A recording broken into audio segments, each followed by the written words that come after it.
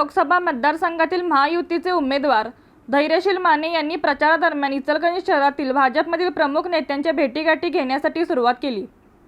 या भेटीगाठीवेळी खासदार माने यांना भाजपमधीलच काही कार्यकर्त्यांनी प्रश्नाचा भडीमार करण्यास सुरुवात केली। इचलकरंजीतील नागरी प्रश्नाकडे दुर्लक्ष होत आहे, महत्त्वाचे प्रश्न बगल देऊन अन्यत्र लक्ष केंद्रित करीत असल्याचे बोलले गेले। भाजपच्या कार्यकर्त्याचा फक्त कामासाठी वापर केला जात असल्याचं अनेक कार्यकर्त्यांनी राग व्यक्त केला। काही कार्यकर्ते तर त्या बैठकीतून बाहेर जात असताना त्यांना शांत करीत असताना अनेकांना नाकी नऊ आल्याचे चित्र इचलकरंजीमध्ये दिसून येत आहे।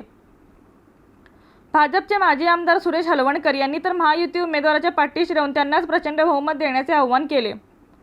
त्यामुळे भाजप नेते आणि कार्यकर्त्यांमध्ये अजूनही मनोमिलन झाले नसल्याचे दिसून येत आहे। स्वाभिमानी शेतकरी संघटनेचे नेते आणि माजी खासदार राजू शेट्टी यांनी एकलोचले करीत प्रचाराचा धूमधडाका लावला आहे। त्यांनी ठाकरे गटाकडे पाठिंबा मागितला आहे, मात्र त्यांना अजूनही हिरवा कंदील मिळू शकलेला नाही। त्यामुळे ठाकरे गट उमेदवार देण्याच्या तयारीत आहेत।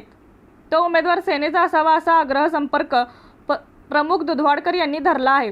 दरम्यान माजी जी.प. सदस्य राहुल आवाडे यांनी ठाकरे यांच्याकडे साकडे घातले आहे।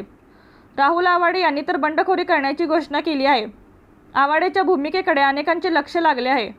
वंचितकडूनही माजी जी.प. अध्यक्ष डी.सी. पाटील यांचे नवनिश्चित झाल्याचे बोलले जात आहे, मात्र अधिकृत घोषणा झालेली नाही। त्यामुळे या मतदारसंघात पंचरंगी लढत होण्याची चिन्हे सगळीकडे दिसत आहेत। रणनीती न्यूज चॅनलला आजच सबस्क्राइब करा आणि रहा अपडेट।